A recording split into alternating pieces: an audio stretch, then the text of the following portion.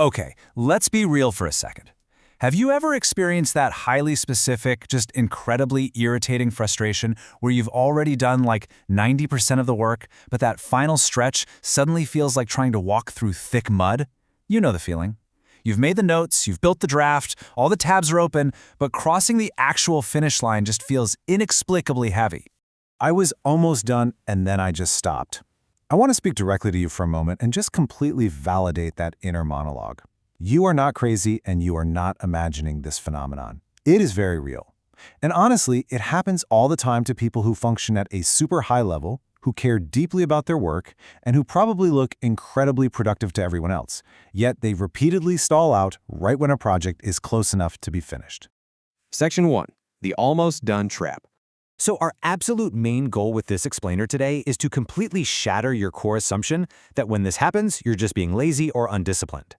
There is actually a highly predictable mechanism at play here, and understanding it kind of changes everything about how you work. From the outside, stalling at the finish line looks exactly like procrastination, right? Which we usually define as just avoiding effort.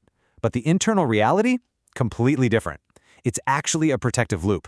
You are not avoiding the effort of the work. You are avoiding the visibility of the work.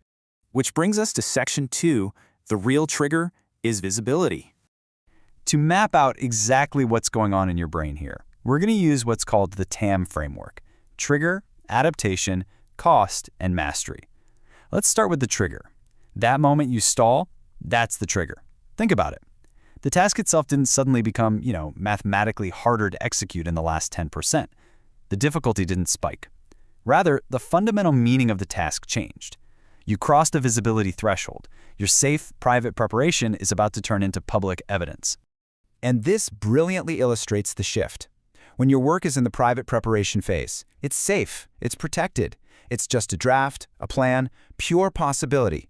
You can tweak it forever, and it can still magically become that perfect version you imagined in your head. But the second it becomes public evidence, it enters a highly vulnerable state. Now it can be sent, read, judged, bought, or straight up rejected. That shift from safe possibility to visible consequence, that is the real trigger that stops you in your tracks.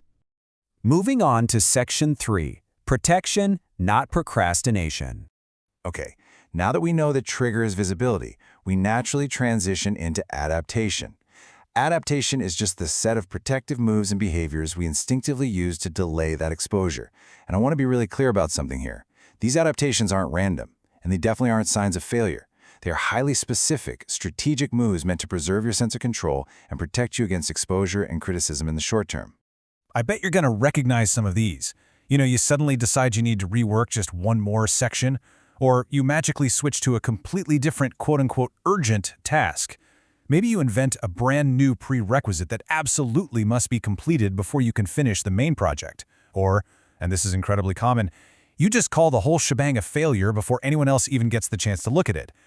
These behaviors work perfectly to help us avoid crossing that finish line into visibility. Let's look at Section 4, the cost of invisible work. So what's the actual toll of this protective little cage we build for ourselves over time? Well, the cost is the unseen toll of identity drift and a total lack of market feedback.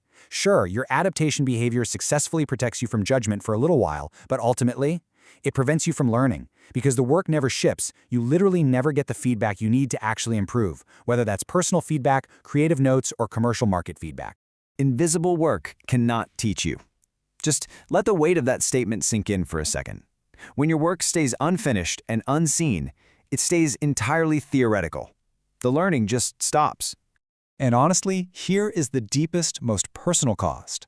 Over time, all of this unseen work transforms into what the source material calls identity drift. You stop seeing this as just a temporary behavior. Instead, you start telling yourself an incredibly expensive story of self-sabotage. You start believing, I am just the kind of person who cannot finish things. You turn a protective reflex into a permanent character flaw. All right, let's pivot. Section 5, the mastery move. We definitely don't want to leave you stuck in that cost phase. Mastery is actually surprisingly simple. It's just naming the loop instead of shaming yourself. Mastery is not about forcing a full finish through sheer willpower, or beating yourself up with shame, or attempting some giant, exhausting restart of the whole project. Absolutely not the goal here. The crucial point is to just see this entire predictable sequence as a mappable loop, rather than some deep moral failing. You near completion, the task suddenly threatens to become visible, you engage in a protective delay, and then you tell yourself a negative identity story. Once you can step back and view this sequence objectively on a map, it completely loses its power to shame you. When you map the loop, you relieve the pressure. The goal here is literally just finding one true next step. We aren't looking for perfect confidence or a flawless final product. We are just looking to make the work visible enough. That is the mantra to remember. Not perfect, visible enough. Which brings us to section 6, name the loop today. So here's a super practical off-ramp for you to start applying this framework, like right now. The very next time you're nearing the end of a project and the work gets strangely heavy, I strongly urge you to just pause. Stop what you're doing, take a breath, and ask yourself this exact question. Why did I stop? Don't judge the answer. Seriously, just ask the question. And then try to fill in the blank on this sentence. The visible part I am avoiding is blank. See this statement in your mind. Are you avoiding a client's feedback, a peer's judgment, the reality that the product might just not sell? Name the specific, exact visibility point that you're dodging.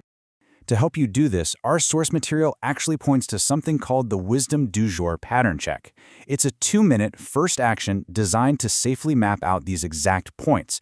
It just asks you to quickly outline what changed right before you stopped, what adaptation you did next, what it cost you, and the story you told yourself. It's brilliant because it helps you find that one true next move without requiring a full restart.